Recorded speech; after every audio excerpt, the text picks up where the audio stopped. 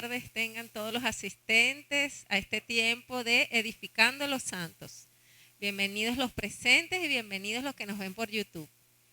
En el día de hoy vamos a estudiar Hechos de los Apóstoles, capítulo 13, y primeramente vamos a poner este tiempo en manos del Señor. Padre de la gloria, todopoderoso, en el nombre de Jesús te pedimos, Señor, llénanos de tu Espíritu Santo, Señor, para que este mensaje que está escrito aquí en esta tu palabra santa sea de bendición, Señor, de edificación para todos los que la estamos escuchando, Señor. Úsame grandemente, Señor, para discernir y para enviar tu mensaje, Señor. Este mensaje, Señor, que nos dé ese crecimiento y nos dé ese poder, Señor, para hablar de ti a otros, Padre. En el nombre de Jesús oramos para que se haga tu voluntad y se hable con tu palabra, por tu Espíritu Santo. Amén y amén. Bueno, empezamos según la versión NBI, Hechos de los Apóstoles, capítulo 13, en el versículo 1. En la iglesia de Antioquía eran profetas y maestros Bernabé, Simón, apodado el Negro, Lucio de Cirene, Manaén, que se había criado con Herodes el tetrarca, y Saulo. Mientras ayunaban y participaban en el culto al Señor, el Espíritu Santo dijo: apártenme ahora a Bernabé y a Saulo para el trabajo al que los he llamado. Así que después de ayunar, orar e imponerle las manos, los despidieron. Bernabé y Saulo, enviados por el Espíritu Santo, bajaron a Seleucía y de allí navegaron a Chipre. Al llegar a Salamina, predicaron la palabra de Dios en las sinagogas de los judíos. Tenían también a Juan como ayudante. Recorrieron toda la isla hasta Pafos. Allí se encontraron con un hechicero, un falso profeta judío llamado Barjesús, que estaba con el gobernador, Sergio Paulo. El gobernador, hombre inteligente, mandó a llamar a Bernabé y a Saulo en un esfuerzo por escuchar la palabra de Dios. Pero Elimas, el hechicero, que era lo que significaba su nombre, se les oponía y procuraba apartar de la fe al gobernador. Entonces Saulo, o sea Pablo, lleno del Espíritu Santo, clavó los ojos en Elimas y le dijo: hijo del diablo, enemigo de toda justicia, lleno de todo tipo de engaño y de fraude, ¿nunca dejarás de torcer los caminos rectos del Señor? Ahora la mano del Señor está contra ti. Vas a quedarte ciego y por algún tiempo no podrás ver la luz del sol. Al instante cayeron sobre él sombra y oscuridad y comenzó a buscar a tientas a alguien que lo llevara de la mano. Al ver lo sucedido, el gobernador creyó, maravillado de la enseñanza acerca del Señor. Hemos leído aquí en este extracto del 1 al 12 el primer viaje misionero que hicieron Pablo y Bernabé. Es muy importante acotar y referir Hechos 1:8, porque en este pasaje se ve toda la trayectoria que hicieron los profetas y maestros. Se ve cómo de Antioquía pasan a Seleucía, después a Chipre, a Pafos. Se ve cómo se cumple la palabra de Dios cuando dice que recibiremos poder en Hechos 1:8 y seremos testigos tanto en Jerusalén como en Judea y en Samaria y hasta los confines de la tierra. Desde Antioquía, Seleucía, Chipre y Pafos son los confines de la tierra. Allí es cuando realmente Pablo empieza, o Saulo hasta este momento, comienza a llevar la palabra a los gentiles, que era realmente el propósito por el cual el Señor lo había llamado. Y es muy importante ver en el capítulo 1 cuando dice: la iglesia de Antioquía eran profetas y maestros. La iglesia en Antioquía era una iglesia mixta, era una iglesia donde habían tanto judíos como gentiles. Judíos nacidos en Israel y los gentiles que estaban llegando a Antioquía porque eso era un área romana. Antioquía estaba en Roma. Entonces, ¿qué quiere decir que era una iglesia mixta? Que había personas, tanto judías como no judías, que eran creyentes y por eso estaban allí maestros y profetas, es decir, profetas porque decían de la palabra de Dios y maestros porque enseñaban lo que decía la palabra de Dios. Menciona a unos cuantos hijos de Dios aquí, primeramente a Bernabé. Aquí se ve cómo está la mezcla de participantes en la iglesia, de los miembros de la iglesia, porque Bernabé era un hijo de cuna cristiana, israelita, era un levita, y su nombre viene de ser hijo de consolación. Bernabé quiere decir hijos de consolación. Era muy común en los judíos cambiarle el nombre a las personas de acuerdo a su personalidad o de acuerdo a su carácter y de acuerdo a su propósito. Este levita tenía un carácter muy bonito y él tenía un llamado desde su cuna, desde su nacimiento, por pertenecer a la tribu Leví, donde todos eran sacerdotes y todos eran servidores. Muy contrario a esto estaba Simón, el llamado el Negro, que venía de una población de África, de Cirene. Se dice que Simón creía en el Señor, pero no era de nacimiento judío. Sin embargo, Simón es el que pareciera, como dicen de Cirene, el que ayudó a Jesús a llevar la cruz. Es decir, que buscando al Señor se topó con él y creyó. Eso lo podemos ver en el versículo, dice Marcos 15:21. A uno que pasaba por allí de vuelta del campo, un tal Simón de Cirene, padre de Alejandro y de Rufo, lo obligaron a llevar la cruz. Por otro lado está Lucio de Cirene, que también por ser de Cirene se decía que era amigo de Simón, y está Manaén.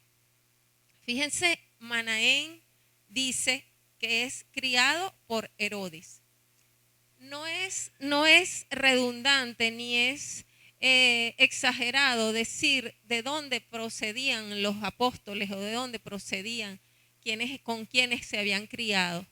Porque precisamente este caso de Lucio de Cirene, de Manaén, que dice criado por Herodes el tetrarca, recordemos la generación de Herodes, que viene de ser una generación, una familia sanguinaria de asesinos. Herodes viene de haber asesinado a Juan el Bautista y haber tomado parte en el juicio de Jesús. Es decir, que este Manaén, criado por Herodes, tenía unos principios que realmente era imposible que se convirtiera a Dios, pero como vemos en este caso, podemos aprender que aún esos imposibles, esos hombres, mujeres que han sido criados en hogares contra la voluntad de Dios, sí pueden ser convertidos y llevados a la palabra y al poder del Señor. Porque sabemos que la familia de Herodes era de hogares paganos, de hogares idólatras, y de los cuales se menciona aquí porque precisamente se muestra que era una iglesia que permitía todas esas personas que aún no siendo judíos ni aún habiendo nacido en Israel, podían llegar a ser convertidos al Señor. Luego viene el versículo, el texto a partir del 14. Y dice así: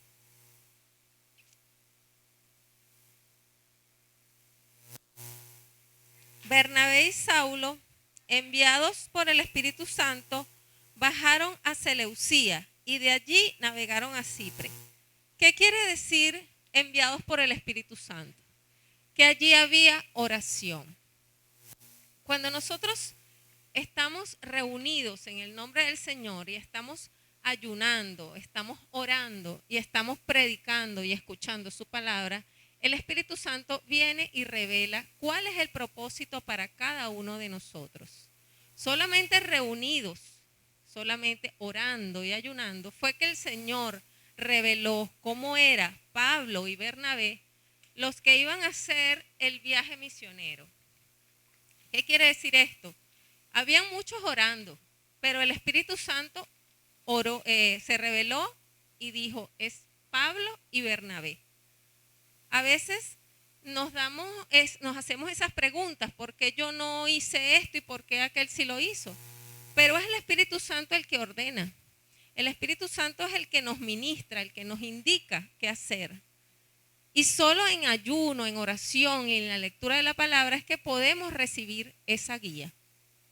La oración para estos discípulos que estaban iniciando el proceso, el viaje de evangelización era muy importante, porque solamente a través de esa imposición de manos, con el poder del Espíritu Santo, es que ellos se iban confiados de que el Espíritu Santo había hablado y ellos iban a cumplir el propósito del Señor. Dice entonces en el versículo 4 que eran enviados por el Espíritu Santo. Nosotros venimos de ver cómo en Hechos 1:8 dice que recibiremos poder solo cuando somos llenos del Espíritu Santo. Quiere decir que luego de la oración y luego de la lectura, ese poder se aviva de tal manera que nos quita los miedos, que nos quita la persecución, que podemos ser partícipes, y nos quita esa duda de que lo que vamos a hacer es en nuestra carne y no en el poder de Dios. Se dice entonces que ellos iban anunciando la palabra de Dios y se encontraron con una oposición. Un cierto mago, dice en el versículo 6, un cierto mago, un falso profeta que acompañaba a un gobernante.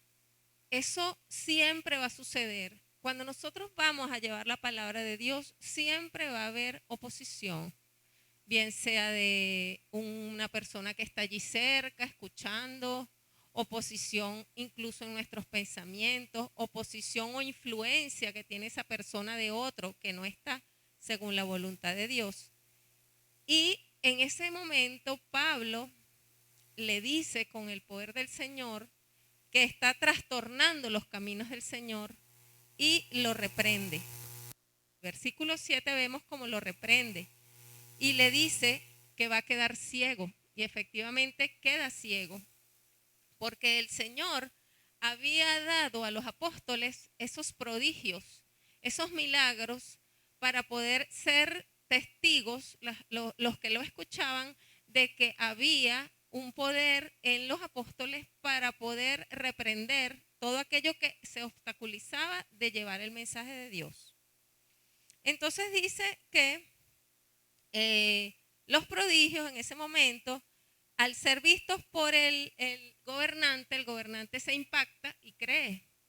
Todos los prodigios y los milagros que fueron haciendo los apóstoles durante sus viajes misioneros fueron usados precisamente para que la gente viera el poder del Señor a través de ellos.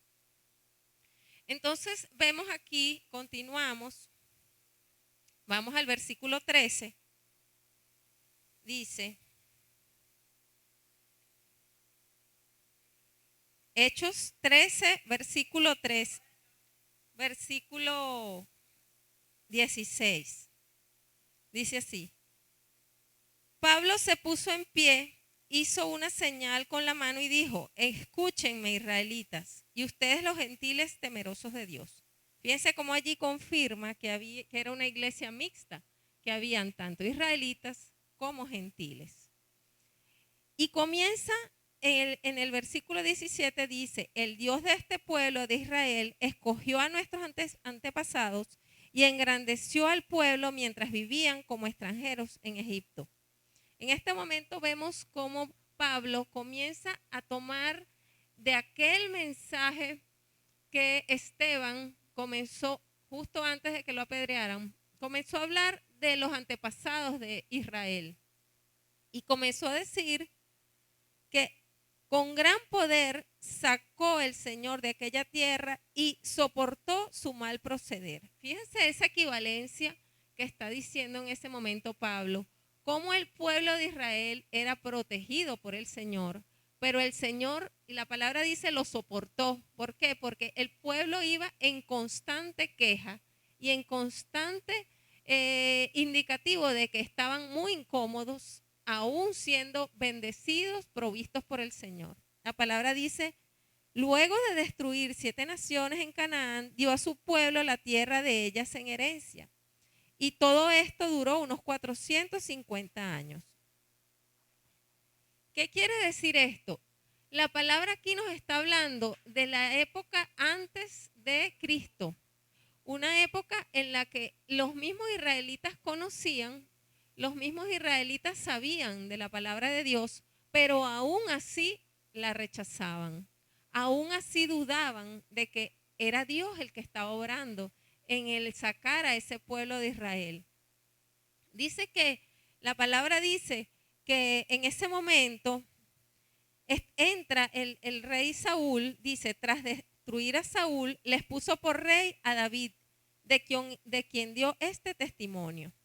¿Por qué se menciona en ese primer discurso de Pablo el rey David? El rey David había tenido una promesa en la cual estaba escrita en el Antiguo Testamento y los israelitas lo sabían. Sabían que del rey David venía el linaje de Jesús. Y por eso en ese momento Pablo retoma esa enseñanza que está escrita y la podemos conseguir en 2 de Samuel 7, del 12 al 16. Dice así: cuando tu vida llegue a su fin y vayas a descansar entre tus antepasados, yo pondré en el trono a uno de tus propios descendientes y afirmaré su reino. Será él quien construya una casa en mi honor y yo afirmaré su trono real para siempre. ¿Qué quería decir con esto en ese momento Pablo? Que el rey David era el que iba a través de su linaje a traer al Mesías. Y con todo y esto que el apóstol Pablo está hablando, ellos están escuchando algo que ya estaba escrito, pero se los está trayendo a colación. ¿Por qué? Porque aun cuando estaba escrito que el Mesías venía de David, aún así lo crucificaron. Continuamos leyendo. Dice en el versículo 14, en el 23. De los descendientes de este, conforme a la promesa, Dios ha provisto a Israel un Salvador que es Jesús. Antes de la venida de Jesús, Juan predicó un bautismo de arrepentimiento a todo el pueblo de Israel. Juan el Bautista había sido un personaje muy conocido en la palabra, muy conocido a los alrededores de Israel, porque él anunciaba la venida del Mesías. Aunque las personas se bautizaban con él, aunque Juan decía que él no era digno de quitarle el calzado al que venía después de él, él anunciaba las buenas nuevas y bautizaba en el nombre de Jesús. Todas estas cosas que él les está contando a Antioquía, en ese momento muchos lo habían escuchado, pero nunca habían escuchado a alguien que había vivido y que había estado y participado en toda la obra que hizo Jesús en su ministerio. Por eso es que Saulo viene a acotar todo ese antepasado, porque los israelitas dependían mucho de la descendencia de sus generaciones antepasadas. Y todo esto a los que fueron ellos invitados a la sinagoga fueron palabras que usó el Señor para que ellos no fueran rechazados inicialmente, porque ya vamos a ver cómo continúa este discurso. Dice en el versículo 25, cuando estaba completando su carrera, Juan decía: ¿quién suponen ustedes que yo soy? No soy aquel. Miren, después de mí viene uno a quien no soy digno de desatarle las sandalias. Y continúa diciendo Pablo: hermanos descendientes de Abraham y ustedes los gentiles temerosos de Dios, a nosotros se nos ha enviado este mensaje de salvación. Fíjense porque es difícil decir a todos ustedes, él no podía hacerlo, él tenía que distinguir entre judíos y gentiles, porque los gentiles creían que ellos no tenían la salvación del Mesías, ellos no se creían dignos de poder, porque el Señor Jesús había venido a Tierra Santa y esa tierra de que les da el Señor es a ellos por herencia, no fue que ellos la adquirieron ni la compraron, su nación, su tierra había sido por herencia de Jehová de los ejércitos que se las había dado, se las había heredado. Entonces, cuando el discurso incluye judíos y gentiles, quiere decir que ese mensaje, que ese Mesías también era para los gentiles, aun cuando no vivían o no habían nacido en una tierra judía. Dice así, los habitantes en el versículo 27, los habitantes de Jerusalén y sus gobernantes no reconocieron a Jesús. Por lo tanto, al condenarlo, cumplieron las palabras de los profetas que se leen todos los sábados. Es decir, crucifican a Jesús, pero todo lo que estaba escrito se había cumplido. Se había cumplido cómo venía el Mesías, se había cumplido que iba a ser el Mesías y se había cumplido cómo iban a morir el Mesías. Es decir, los profetas en ese momento decían la palabra, pero el pueblo no dudó en crucificar a Jesús por su soberbia, por su maldad y por esa tiniebla en la que estaban ellos metidos de ver cómo Jesús hacía prodigios y señales y aún así, cumpliendo la palabra, fue crucificado. Dice, continúa en el versículo 28, aunque no encontraron ninguna causa digna de muerte, le pidieron a Pilato que lo mandara a ejecutar. Continúa el discurso de Pablo.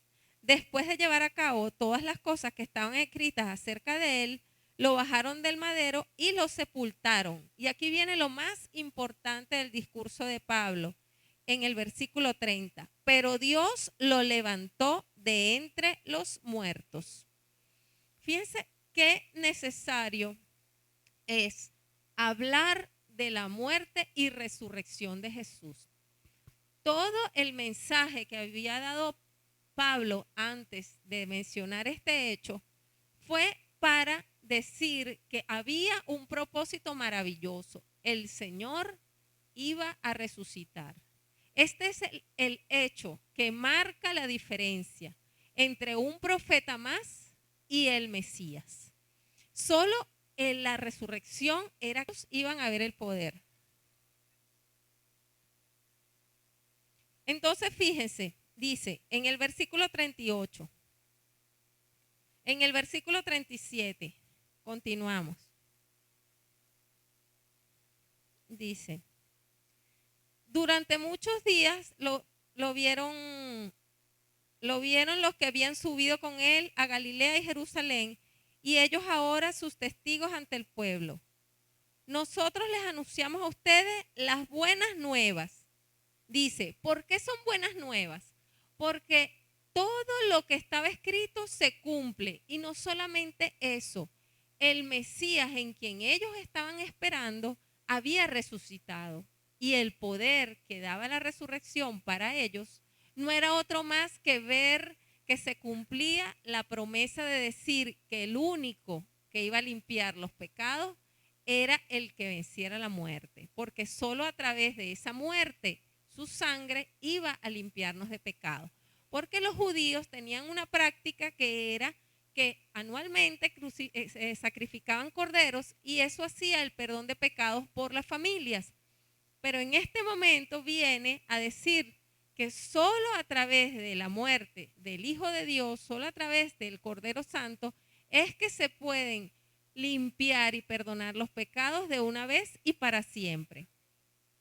Entonces dice, en el versículo 37, Dios lo ha cumplido plenamente a nosotros, los descendientes de ellos, al resucitar a Jesús, como está escrito en el Salmo. El Salmo 2 dice, tú eres mi hijo, hoy mismo te he engendrado.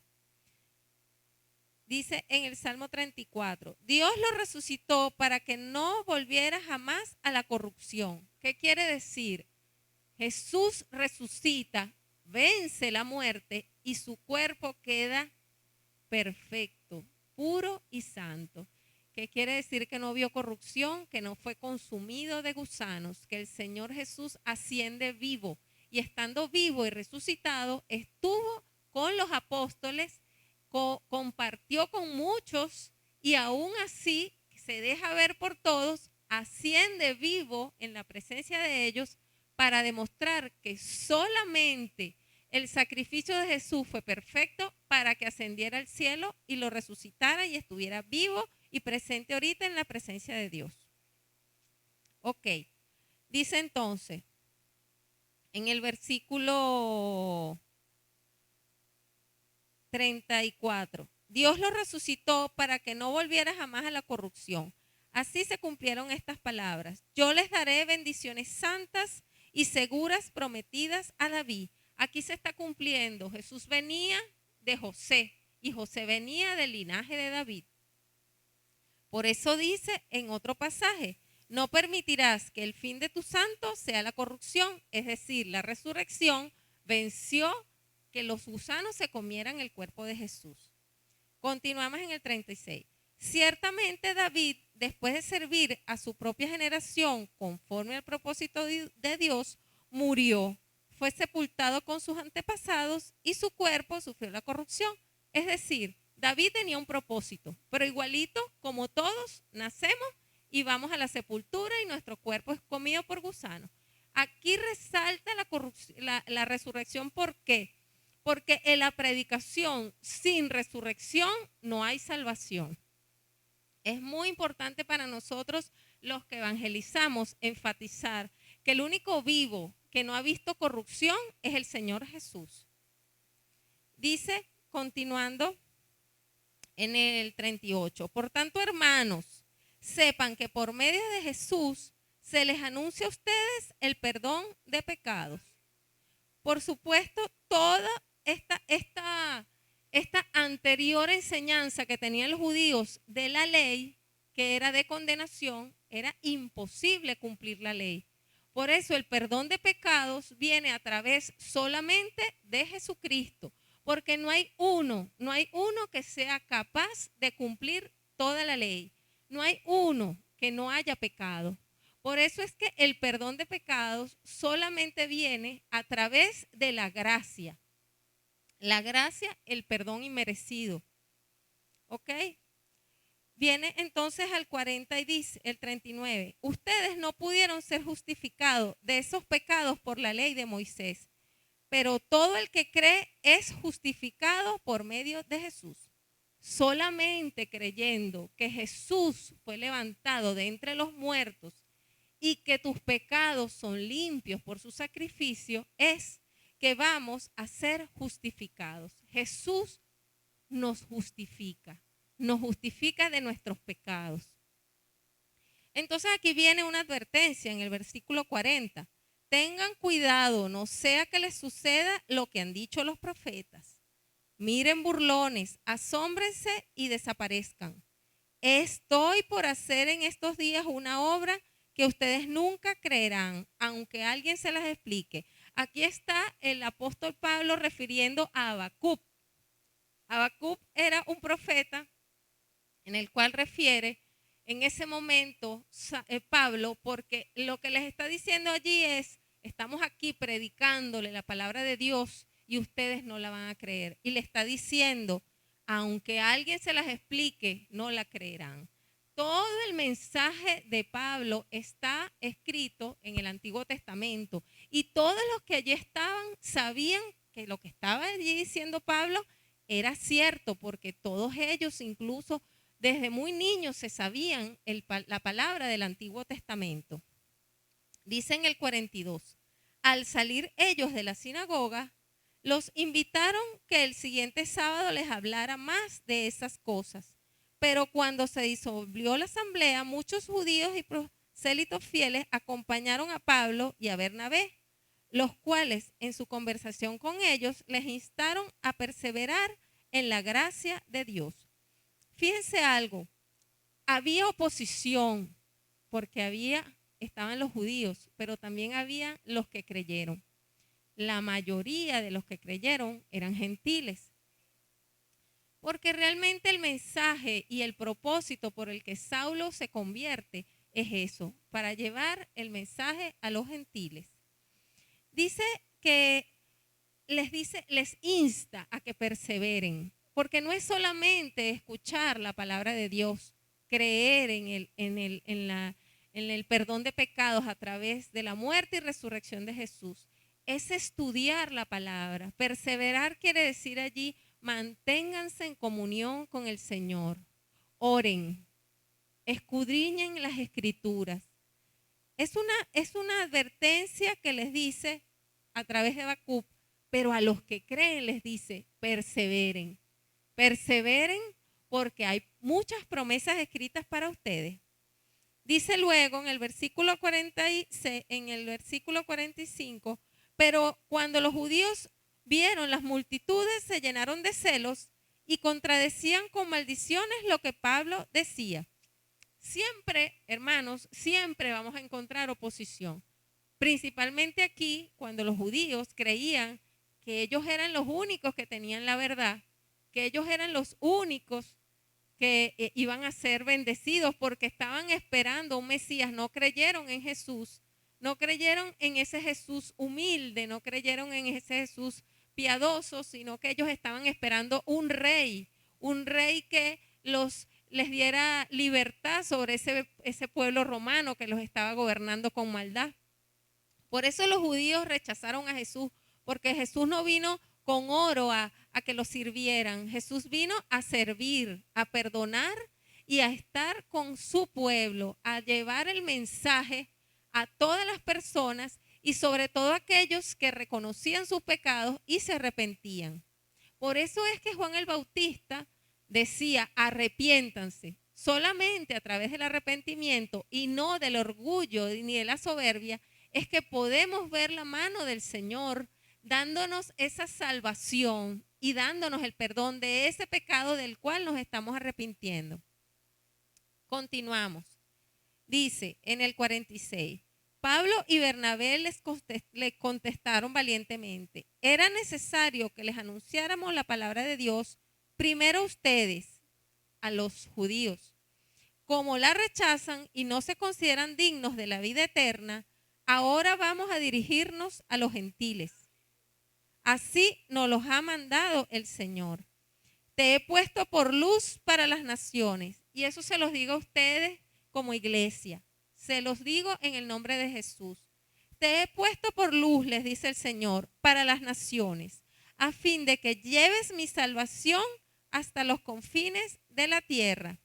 Al oír esto, los gentiles se alegraron y celebraron la palabra del Señor y creyeron todos los que estaban destinados a la vida eterna. La palabra del Señor se difundía por toda la región, pero los judíos incitaron a mujeres muy distinguidas y favorables al judaísmo y a los hombres más prominentes de la ciudad y provocaron una persecución contra Pablo y Bernabé. No duden nunca, hermanos, que siempre que se lleva la palabra de Dios hay persecución y hay oposición. Y aquí lo vemos primeramente de los gentiles. Aunque allí nació el Mesías, el Señor tiene un propósito grande y maravilloso con los gentiles también, porque solamente creyendo, siendo de Israel o de las naciones, como dice Hechos 1:8, que llevará su palabra a los confines de la tierra, el Señor tiene un propósito maravilloso tanto para los judíos que creen en el Señor como para los gentiles que no nacieron en Tierra Santa. Dice entonces en el versículo 51, ellos por su parte se sacudieron el polvo de los pies en señal de protesta contra la ciudad y se fueron a Iconio. Cuando ustedes, hermanos, estén predicando en un lugar y no los escuchan, hagan eso, sacúdanse los pies y digan, a otro lado nos vamos a llevar la palabra. Porque la oposición en ese momento ¿Qué pudo haber hecho? Que los apóstoles se entristecieran o que los apóstoles Saulo y Bernabé se sintieran tan mal que se hubieran huido, pero la palabra dice al final, y los discípulos quedaron llenos de alegría y del Espíritu Santo. Qué hermoso es ver cómo el mensaje, tanto a los que lo recibieron como a los que lo dan gozo. Primero vieron cómo ellos estaban en la sinagoga dando la palabra y cómo los gentiles les decían, quédense, háblennos más. Y cómo los judíos lo rechazaron. Y aún así ellos se quedaron allí predicando la palabra.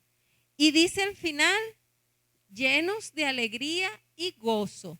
El gozo es el que viene de predicar al Señor. El gozo es el que viene por la llenura del Espíritu Santo. Yo quiero regalarles para terminar este mensaje, esta palabra, que dice así, está escrita en Efesios 2:8. Porque por gracia ustedes han sido salvados mediante la fe. Esto no procede de ustedes, sino que es el regalo de Dios. ¿Qué era lo que pasaba? Los judíos no podían entender que la gracia era un perdón inmerecido. Ellos creían que ellos tenían que hacer algo. Y por eso la palabra dice, no por obras, para que nadie se gloríe. Es decir, ellos creían únicamente en la ley, que cumpliendo o no la ley, es que ellos iban a recibir el perdón de pecados. Y por eso para ellos era tan difícil creer en esta gracia, en este perdón inmerecido. Por último, les quiero regalar estos dos versículos. 2 de Corintios 12:9. Pero él me dice, te basta con mi gracia, pues mi poder se perfecciona en la debilidad. Por lo tanto, gustosamente haré más bien alarde de mis debilidades para que permanezca sobre mí el poder de Cristo. ¿Qué hizo Juan en el inicio del ministerio de Jesús? Arrepiéntanse. Solamente arrepentidos es que nos podemos acercar a la presencia del Señor y recibir esa gracia inmerecida. Y dice, para que permanezca sobre mí el poder de Cristo.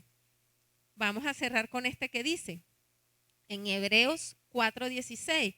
Así que acerquémonos confiadamente al trono de la gracia para hallar misericordia y la gracia que nos ayude en el momento que más la necesitemos. Hermanos, en el nombre de Jesús los bendigo y espero que este mensaje les dé ese amor por la evangelización, así como la tuvieron Pablo, Bernabé y todos los que estaban orando por un propósito. Oremos al Señor, ayunemos, leamos su palabra para que el Señor nos revele cuál es el propósito que tiene con nosotros. Si es de evangelización, si es de maestros, si es de profetas, cualquiera. Y no dudemos de que el Señor, cuando estamos orando, ayunando y en su palabra y en su congregación, Él nos va a revelar cuál es su propósito. ¿Para qué? Para que con gozo llevemos su palabra. Los bendigo en el nombre de Jesús. Buenas tardes.